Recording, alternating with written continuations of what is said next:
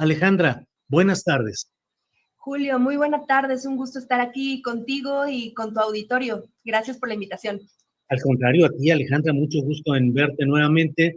Alejandra, en esencia, ¿qué es lo que están planteando ustedes en este amplio reportaje? Tú como investigadora y redactora de este texto, que además tiene muchas ilustraciones, como lo dicen ahora, muchos interactivos, creo que así se dice, pero ¿qué es esencialmente lo que se plantea, Alejandra? Claro que sí, Julio. Pues mira, el objetivo de este trabajo que denominamos Corredor Interoceánico, Imposición, Despojo y Violencia, era poner en la agenda pública este otro megaproyecto que se estaba escapando de la atención mediática y social, ¿no? Pese a las similitudes que puede llegar a tener con el Tren Maya, pues la cobertura del proyecto era mínima y las implicaciones, nos fuimos dando cuenta a lo largo de la investigación, pues eran bastante amplias y la inversión, pues bueno, sin tener idea realmente de lo que tiene como alcance, ¿no? Estamos hablando de una inversión de alrededor de 100,000 millones de pesos, donde la mayor parte de estos recursos es una inversión pública y el resto pues está tratando de atraer a la inversión privada. ¿Pero qué es el corredor interoceánico? Es precisamente, pues primero pensábamos que nada más era una conexión de océano Atlántico al océano Pacífico por medio de un ferrocarril de la línea Z, y pronto nos dimos cuenta que pues en realidad era un proyecto de transformación industrial,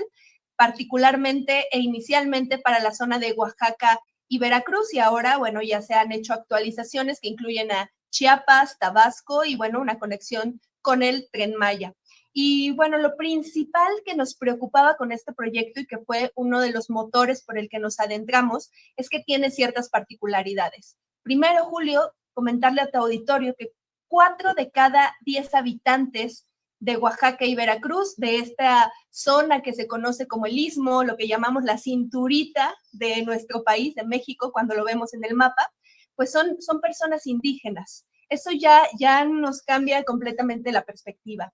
Segundo, pues es un territorio mayoritariamente agrario, con mucha riqueza natural y recursos explotables desde una visión empresarial, económica, ¿no? Sobre todo el agua, que se vuelve vital para la vida de las comunidades, por supuesto, pero también es necesaria, fundamental para fomentar precisamente un desarrollo industrial en una zona que pues hoy en día no tiene esa vocación. Y bueno, cuarto, aunque se inició este proyecto con una perspectiva civil en la que teníamos autoridades que estaban encargadas de su desarrollo desde, pues ahora sí, del campo más administrativo, en 2022 fue delegado en su totalidad a la Secretaría de Marina, ¿no? Entonces, digamos, con estas particularidades, lo que nosotros decidimos hacer es ir a recorrer el istmo, ahora sí que de océano a océano, para rescatar todas esas historias de las personas que se estaban enfrentando a este cambio de vocación de su territorio y que ya estaban denunciando pues varias afectaciones, ¿no? La venta de sus tierras, el despojo de las mismas, el incremento a la violencia, consultas indígenas fomentadas por la administración pública que las comunidades estaban denunciando que eran amañadas, que estaban siendo falsificadas e incluso infladas. Y bueno, también el impacto ambiental que un desarrollo de esta magnitud podía traer para este territorio. ¿Cuál fue nuestra labor? Documentar todas esas quejas, esas denuncias con información gubernamental para tratar de entender pues hasta dónde estaba llegando, Julio. Entonces, pues este es el resumen en general del trabajo que hemos realizado y que pues tiene la misión de ayudarnos como sociedad a entender de qué trata este megaproyecto. Alejandra, de todo lo que viste, lo que investigaste, hay datos que has publicado acerca de cuántas solicitudes de información, de cuántas entrevistas. Sigue habiendo mucho rechazo a que se denuncien los efectos de depredación que puede haber en desarrollos específicos como el Tren Maya, como en este caso el corredor transoceánico. Durante mucho tiempo la izquierda mexicana señaló que abrir ese espacio del corredor transoceánico, que fue intentado por gobiernos priistas, particularmente Peña Nieto, con amplio rechazo de la izquierda, se decía que podría servir simplemente para fines de grupos industriales privilegiados, de polos de desarrollo que ahora se llaman, antes se llamaban zonas especiales de desarrollo. Zonas económicas especiales, sí. Sí, pero que eran formas para incentivar al capital privado para desarrollar proyectos que implicarían grandes ganancias para ese capital, empleos menores, mucha depredación y muchos problemas para los pobladores de las inmediaciones. Ahora percibes que sigue habiendo el mismo desconocimiento de lo que está sucediendo en este tema del corredor transoceánico o interoceánico, y por otra parte, que hay, digamos, posturas partidistas o ideológicas que no quieren ver lo que, por ejemplo, tú estás investigando. Claro, mira, más que mi propio pensamiento, creo que es importante retomar las experiencias de las y los habitantes con quienes tuvimos oportunidad de conversar, decirle a tu audiencia que fueron decenas de entrevistas, más de 50, a lo largo de Oaxaca y Veracruz, por todo el trazo, particularmente de la línea Z del ferrocarril y de la línea K, que todavía está en desarrollo.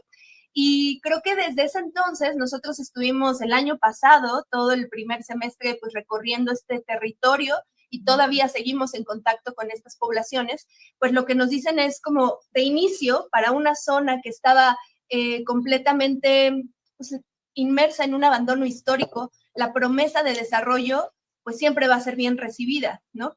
Pero pronto se empezaron a dar cuenta de que esa promesa pues se quedaba simplemente en lo bueno y todas las implicaciones que podría traer para su territorio, para sus ecosistemas, para sus recursos naturales e incluso su cultura y su propia cosmovisión, pues podía estarse trastocando. Y cuando empezaron a alzar la voz, pues lo que nos encontramos es que hubo mucha criminalización. En uno de los trabajos que desarrollamos, que llamamos Defender la Tierra es el delito, nos encontramos al menos 61 personas indígenas que enfrentaron alguna carpeta de investigación en su contra tras protestar por alguna afectación directa por este megadesarrollo, ¿no? Personas que perdieron la tierra, personas que pues tenían alguna preocupación por el tema del empleo, que se pedía que se les incluyera de una manera justa y no con el empleo precario al que pues el que hemos visto en otros territorios, particularmente en el norte del país, cuando llegaron todas estas empresas en un movimiento de relocalización, ¿no? Que se promovió hace unas cuantas décadas y que es la esencia que retoma el corredor interoceánico. Entonces, definitivamente es incómodo o ha resultado incómodo que estas personas, que estas poblaciones alcen la voz y que exijan un respeto a sus derechos, a sus territorios, a su cultura, a sus cosmovisiones y una garantía de que ese desarrollo prometido va a ser verdaderamente, se va a ver verdaderamente reflejado en su día a día. Bien. Dentro de lo que va este desarrollo y este proyecto caminando, ¿qué tanta ha sido la participación de las comunidades, de la representación? Ya nos das estos datos de esta carpetas judiciales contra activistas y demás, pero ¿qué tanto, cuál es el ánimo social en en ese camino, en ese trayecto que se está trazando, Alejandra? Claro, Julio, fíjate que desde 2019, considerando y retomando esto que te comentaba hace un momento, donde hay gran presencia de comunidades y de habitantes indígenas en el territorio donde se está llevando a cabo este megaproyecto, el gobierno mexicano lanzó una especie, bueno, lo que ellos llamaron consulta indígena para contar con la aprobación de las comunidades para este megaproyecto. Fueron consultas que se realizaron exclusivamente en 2 días y que las mismas comunidades denunciaron que pues no se les estaba dotando de la información necesaria sobre el megaproyecto, de las implicaciones y que bueno, la convocatoria había sido prácticamente express y muy fuera de lo que una consulta indígena debe de tener según el marco internacional e incluso el nacional. Cuando nosotros obtenemos toda la documentación de estas consultas que realizó el gobierno, nos damos cuenta que solo participó el 0.5% de la población indígena de la región, es decir, unas 3.500 personas en un territorio en Veracruz y Oaxaca, en el que habitan alrededor de 600,000 personas indígenas de los municipios de influencia de este megaproyecto.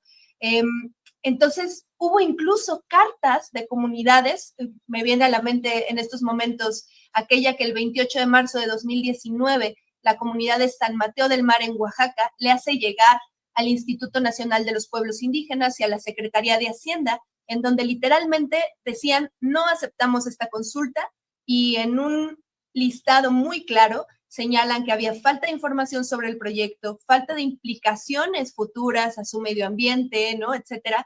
La solicitud de acudir a un lugar ajeno a su territorio, esa consulta fue convocada en Salina Cruz, que es una parte urbana, no la zona rural donde habita el pueblo Icot, entre otras vulneraciones que estaban detectando previo a la fecha de la convocatoria.